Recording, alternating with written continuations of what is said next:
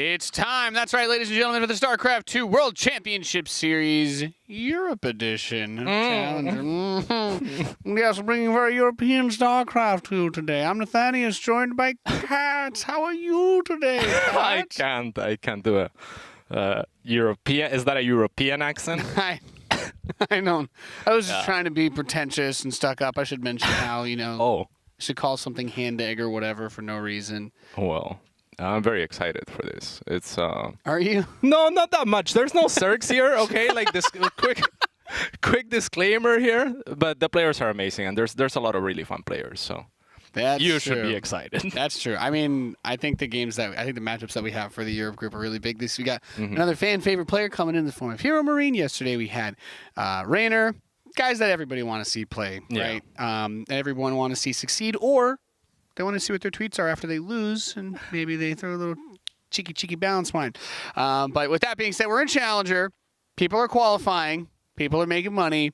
We've got GSL-style groups. You've seen this before. If you're literally tuning into StarCraft for the first time, I'm very impressed. But the way that it works is 2 players face off, 2 players face off. The winners face off, the losers face off. And then eventually it goes into a big old circle at the end where your favorite player gets eliminated and you go complain on Reddit. With that being said, there is also money on the line, as well as seeding for WCS Fall, which will be taking place in Montreal later on at the start of September. $1,600 for first place, but also those WCS points. When your favorite player doesn't make it to BlizzCon, you can say, well, I thought the Challenger didn't matter. I thought there wasn't that much money on the line, Catch.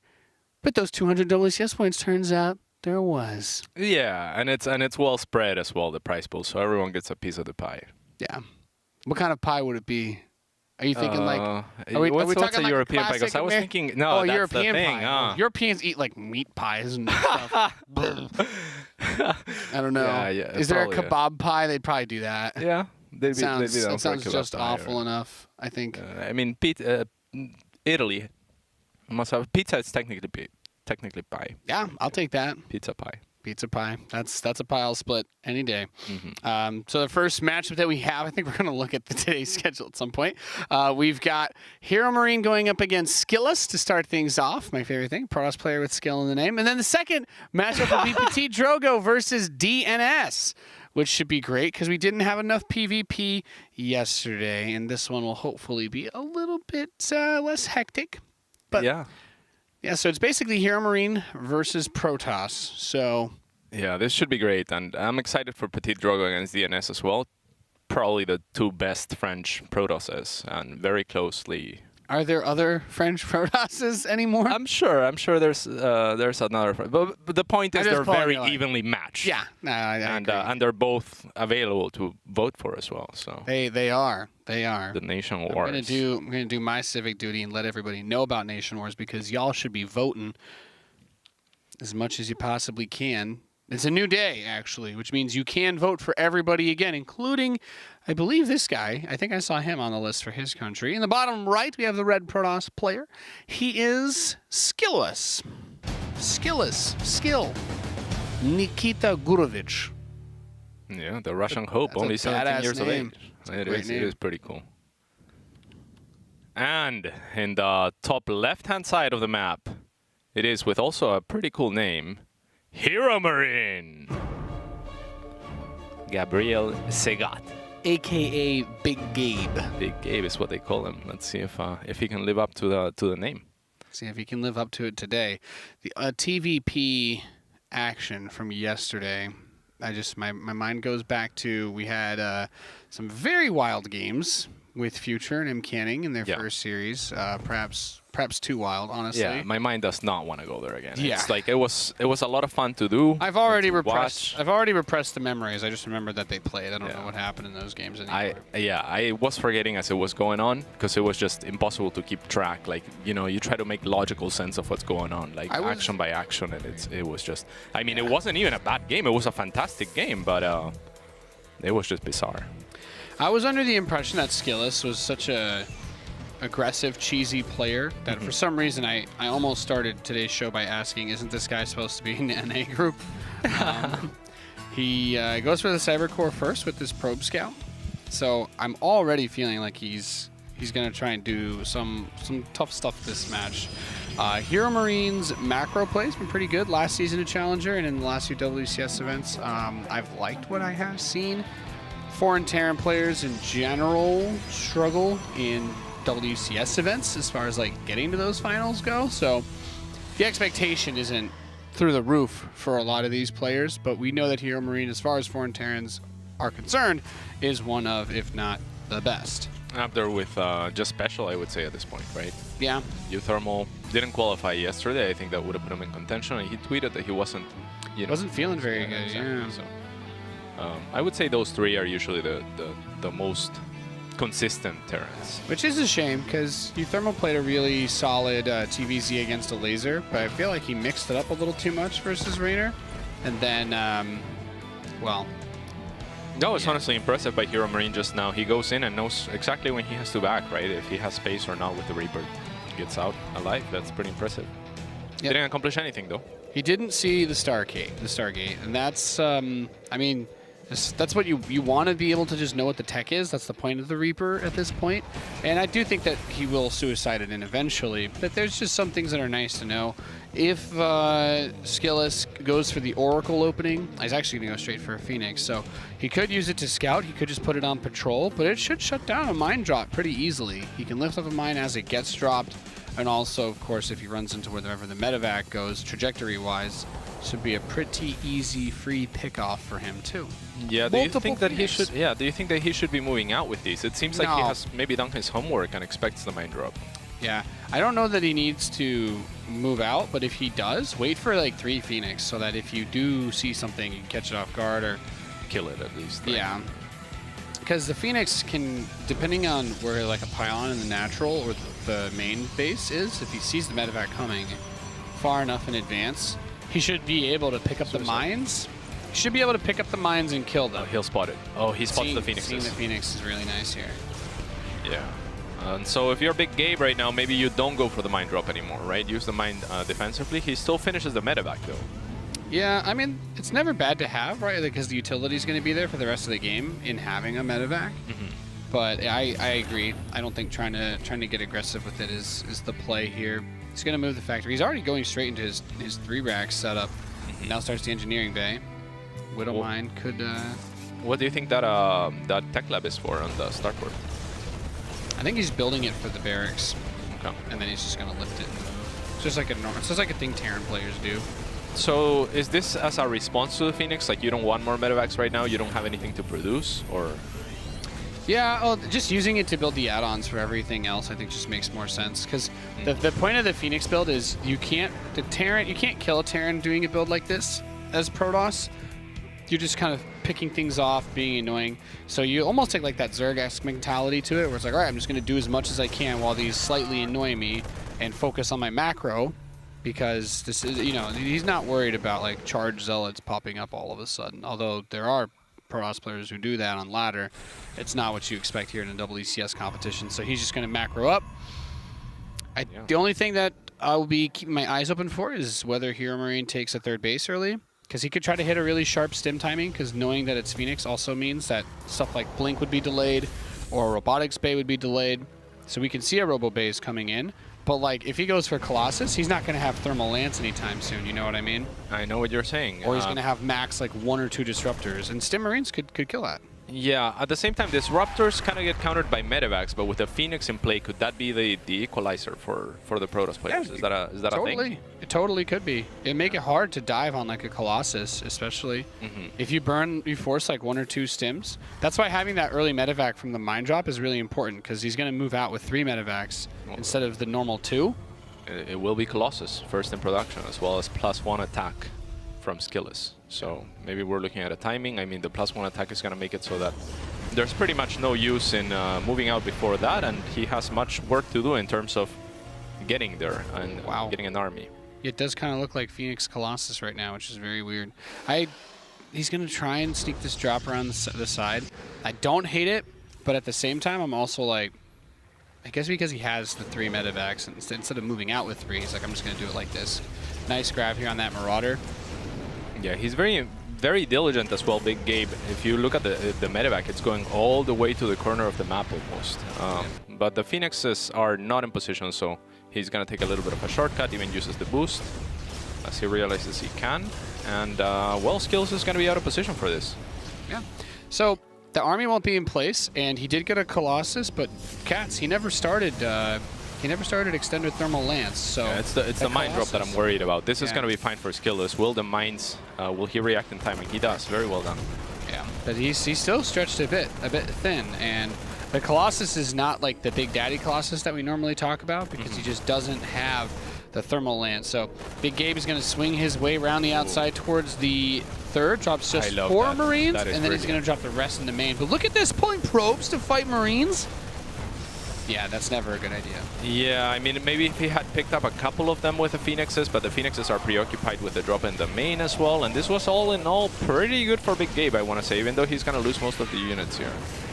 Yep, he just needs to keep macroing. How there's some things worth mentioning. God, more probes. He's still killing probes.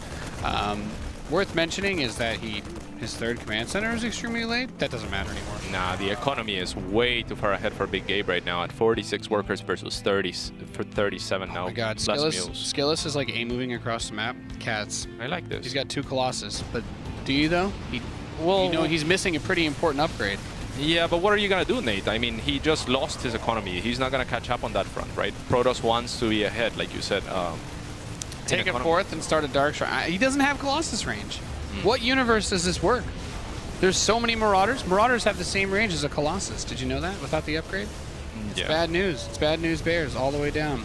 Yeah, that's a lot of Marauders too, but a lot of them will get picked off before the fight starts. So this is something, and there's not very many Marines to take care of the Phoenixes. So if the Phoenix dive the medevacs, I feel like a lot of damage could be done. And Big Gabe is going for further economical damage, but I think SKilllous has to capitalize on the army. Not so much advantage, but the fact that it's close, like it's a winnable fight. I think. Good God, 11 probes get blown up. Yeah, I mean this is it. You're not wrong. He does kind of have to do something. I just thought maybe doing something like weirdly greedy, or at least starting thermal lance, and it's just be like, okay, well I'm going to chrono the crap out of this while I do my all in. But 2 Colossi without range. Yeah, third one on the way too. What are you going to do? Something, please. The Marauders just right click on the Colossus. You can't even kite. Well, I don't like that he pulled back, honestly. I mean, there was so much commitment from Big Gabe. There was a lot of army traded for economy. These mines do further damage on the other side of the map, and then SKilllous just pulls back. And this is very scary for me because now he's going to be falling behind in every regard as the economy makes it so that HeroMarine can make more units than him, right? He's just going to have way more than in what troubles me is that not only has he still not even started Thermal Lance, he's still building Colossi. Disruptors feel like they'd be the best like YOLO comeback unit. Sure. Like assuming that you cannot win a fight head to head no matter what. Like a disruptor would just do it better. As far as like rolling it's the a dice. bigger risk reward unit, right? Like if you get a huge disruptor shot, then that can offset things. Yeah. So he gets he's gonna come up on the from the high ground. Actually, it's just a great spread by HeroMarine. It's also a good position for SKilllous to fight though. Yeah, I mean the Vikings and just target the Colossus though, and like the Marauders should be able to kill all of them easily. He doesn't have Thermal Lance. He doesn't have Colossus range, so all the Colossi die. And I think his only saving grace is that maybe the Marines are dead and it's just Marauders, so he could try to fly over and lift up the Marauders. He does have a lot of energy, so I think eventually he'll clean this up. Somehow the supply is pretty even right now. SKilllous put a good couple of chrono boosts into his probes. He cranked them out, and the third was very late for HeroMarine.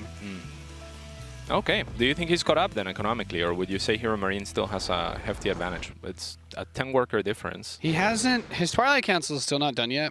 Like this whole game right now is just hinging on the Phoenix, because I don't think even with 2 Colossi, he will have range soon, but just 2 Colossus isn't going to do it.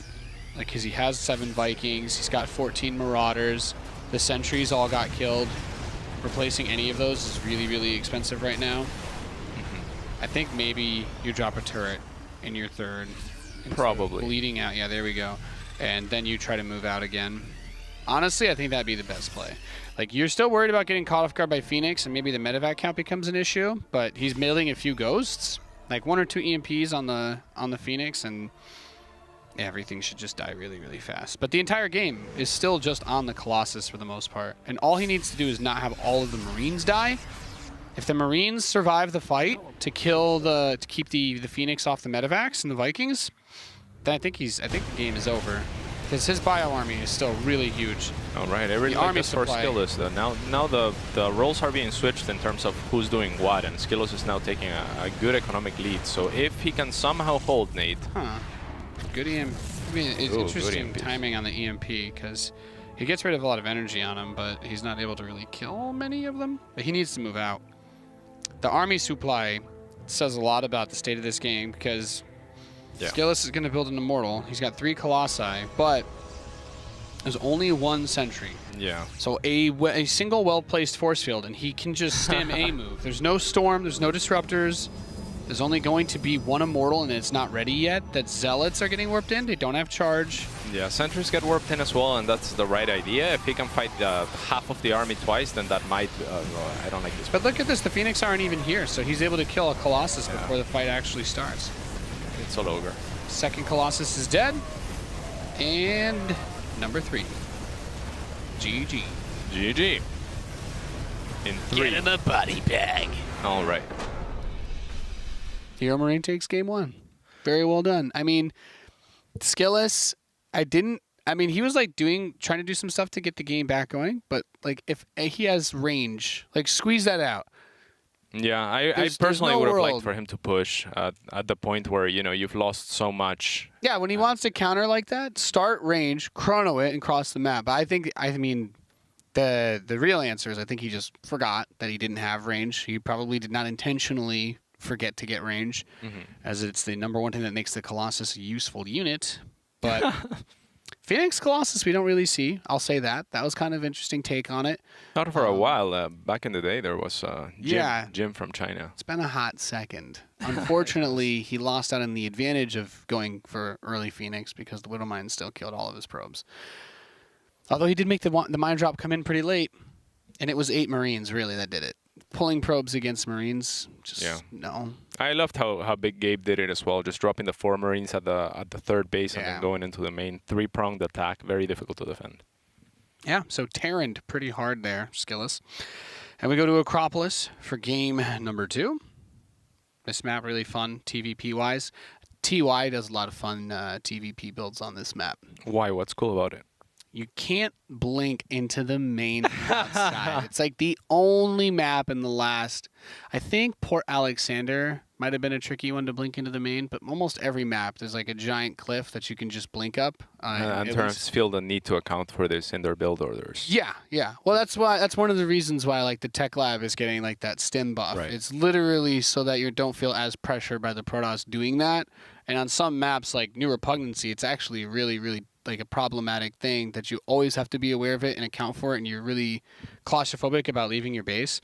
But like guys like TY that I watch, and they'll do like these funny greedy builds where they'll skip something and they'll focus everything at the front because they don't have to worry about the backstab as much. Like obviously a Prism or an Oracle can still come in, but Acropolis TvP is the least claustrophobic, I would say. You have that high ground in front of your forts. You're like, sometimes you can spread Templar on it, but cool. I like this map for TvP. All right. Let's hope it's a good one then. I think SKilllous had good ideas going into the game. I think he probably researched Big Gabe. It didn't matter too much in the end, but let's see if he can get another build order advantage and capitalize on it. Yeah, he did. He did the research. He looked for the Vons. He's like, oh, Big Gabe's pretty big. Guess I got it.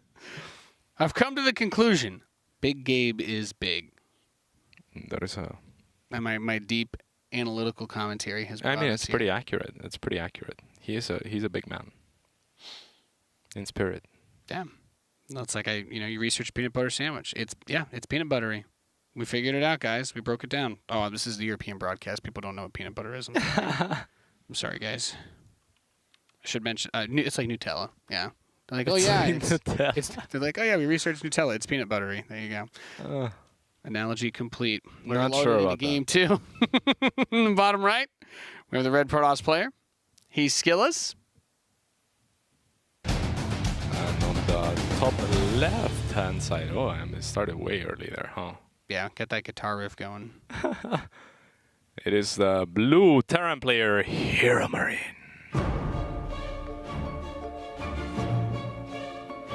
$100,000 in earnings. Nice. At a young age.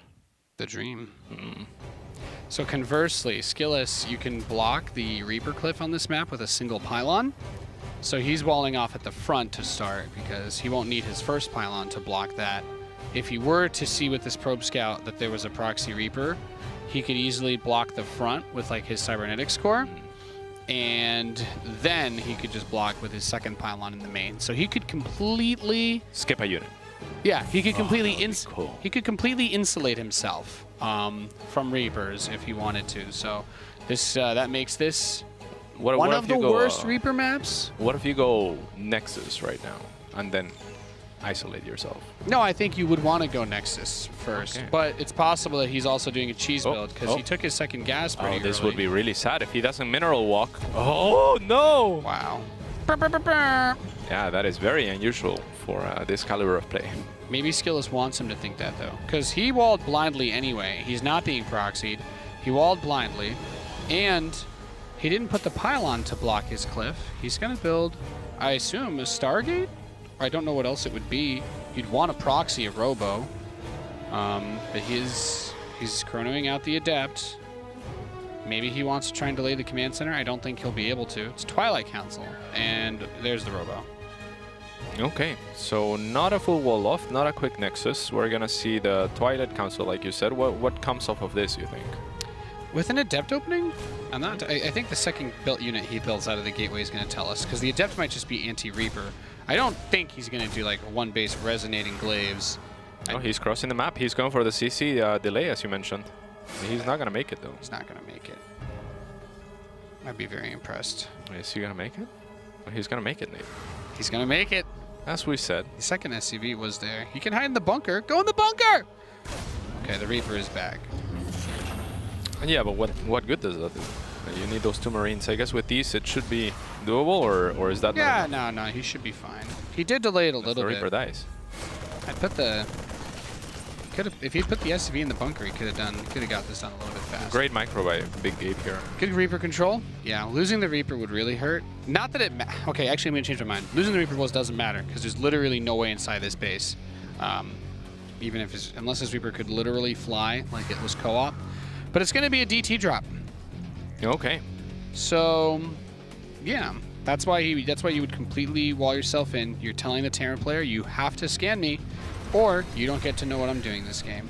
Okay, and scan is kind of the way that you would deal with DTs. So maybe if you scan, that becomes problematic too. Oh, that's a good point. If he scans for information, then he will have one less scan for defense. And I don't know, because he went for the medevac. Is he gonna... Ooh, we're gonna get a Raven? When you don't know what the Protoss is doing, Raven is always a good call. I do like this. Nice. All right, so Raven it is. And Marines, no medevacs, so Big Gabe doesn't really have much of a chance to move out anytime soon.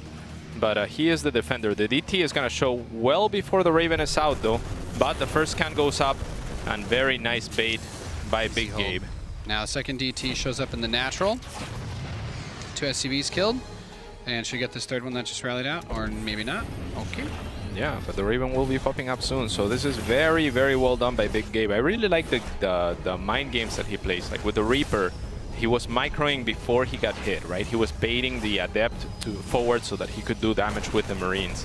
And something similar here, he lets the DT through, doesn't react with his units, I want to say on purpose, and then lifts the... Well, that was the Prism brought a DT in the back, so he loses 3 Dark Templar, and guess what? What? He's doing a blink opening. Oh, that's... All right, that's the blink opening, isn't it? Yep, that's the same one we saw yesterday. Okay. Do you think he'll execute it better than our NA player? This is your European opportunity, guys. We need to see if the European Protoss can perform this strategy to the caliber of our NA memer M-canning yesterday. Yeah. Is he going to go for the 11 DT blink push? That's my real question. I'm going to say 9. 9 DTs? 9. Okay. So some people I saw, you know, I was watching the ESPN analysis breakdown of the M-canning match because, you know, they always follow him. I got the special subscription. And they were saying, you know, they think that M-canning was maybe just being a little bit too adventurous with the 11 DTs. 9 is his number. And if you want to say no to a German player, what do you say? 9. Indeed. So let's see if he's able to make that happen. It seems like he might just go with a 4. This, God, look at the turret up front too, and the Marines are all in the back. There's no way. I don't. No chance, Jose, as they say. Yeah. He's gonna blink onto these Marines and instantly die. Yeah. And he's trying to decide how deep he wants to go in. Look at that supply drop, that beautiful depot skin. HeroMarine. Oh, there they go. There's the blink in the back. Okay, so Zealots up nice front. Around, very Great nice sandwich. around. Okay. Chat, get your Protoss ready. That would be something else. I mean, nothing had worked up until this point. It's the Blink DTs that are kind of doing it. Beautiful micro as well by SKilllous as he becomes inspired. Channeling the power of M Canning is SKilllous right now. Not having combat shield hurts so much because normally you don't think about it in the early game, but it does save you from being one-shot by the DTs early on, and that's not good. Interference Matrix to disable the prism. Very nice job, Big Gabe. He needs to get rid of that prism. And he will. Good cleanup. Still absolutely ravaged. There's still a DT and a Zealot alive in the main. The Zealot in the natural, whacking away at the engineering bay. That build is it's such an annoying strategy to go up against. Well, it was great capitalizing from SKilllous too, because he found all the Marines clumped up against the minerals. So there was nowhere for them to run, even though there wasn't that many Protoss units, right? So he got sandwiched really hard by virtue of having minerals on one side, CC on the other side, and then Protoss units on the other two sides. Perfect square. Yep. Well, I mean, charged Zealots, even without upgrades, are still really strong. That damage they do, the 8 damage on the hit, really helps get through that as well. So there's nothing here. He's just going to attack. I think he's just going to kill HeroMarine. Like, this drop is nice, so he's going to try and force some sort of base trade level thing, I guess. Yeah, SKilllous is actually going to pull back. So this could be okay for HeroMarine here. He's done so much damage. Yeah, he's going to scan. You want to get rid of the DT first? We don't mind detonates, but the natural, though. Like, he's got the Raven still there. No! Oh, not closing the depot is a huge mistake. He drops the auto turret. Okay, that's nice. Or maybe it wasn't. Maybe it was the Great Debate.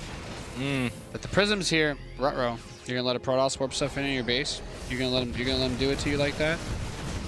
It's scary. Big Gabe trying to micro his heart out on the other side of the map as well. So this is and SKilllous now moving in with the Zealots. Now those don't need that much micro. You just kind of warp them in. Just kind of A-click and they kind of do everything for you. Yeah, but not doing enough here. HeroMarine, however, just at 10 workers, so not quite equalizing. But the prism is still sieging his main, isn't it? Okay, now it finally moved away.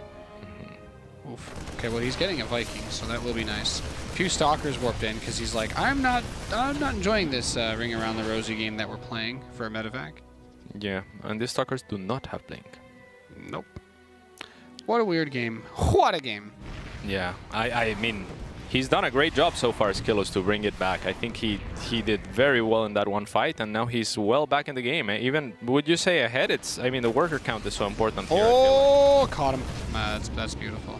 The worker count's big, but Terran has mules, and he doesn't necessarily need to save scans, right? Because he's got the Raven. And there was also no anti-air. Those two Stalkers were built out of, like, him probably just getting frustrated. But because neither player is like really upgrade heavy right now, that +1 attack is invaluable for HeroMarine. And then we also have to keep in mind that HeroMarine, with this many Marines, he's not worried about the Zealots anymore. Oh, he gets in again. Blink, man. Good. Yeah, but he didn't blink through the depot. The depot could have been closer, so a little bit of a mistake by Big Gabe might cost him an SCV. Okay, killing that DT is really nice. Resources lost heavily favors Big Gabe. Yeah, it's still a pretty close game though. It's gonna come down to whether SKilllous can defend this. He's still 10 workers ahead. When the worker counts are that low, I feel like mules. Yeah, no, mules are pretty good. Well, the big problem, honestly, there's two things to keep in mind. One, HeroMarine has access to a Dorito cannon. So in the center mass of those Zealots, he could dab on him and take his hand off his mouse keyboard, aim, move, and stem and win this game with the Dorito cannon in the middle of those Zealots. And SKilllous, because he lost that prism, yes, he made another one and is sending it now, but this game may be over by the time it actually reaches his base. So there we go. Yeah, not the best Dorito. Yeah. But I would hit it's like a cool ranch Dorito. What's wrong with Cool Ranch? It's not the greatest for sure. Do you think that's the greatest? Well, you're talking to somebody who's from the Boondocks, so yes. It's much better than the nacho cheese one. All right. Well, he kind of holds. He was kind of trapped inside his base, realized that Big Gabe was moving a little bit too late, but I think there was no reason to be inside anyway. I think he still kills him here. He's killed a bunch of SCVs on the other side of the map. Those two stalkers should be desperately trying to kill the Raven. Yeah, there's no money for weapons. They fail. GG! HeroMarine Dr. Gabriel himself manages to take the first series of the day 2-0. Very well done. An exciting one. Yeah. I thought SKilllous had it for a bit there, so.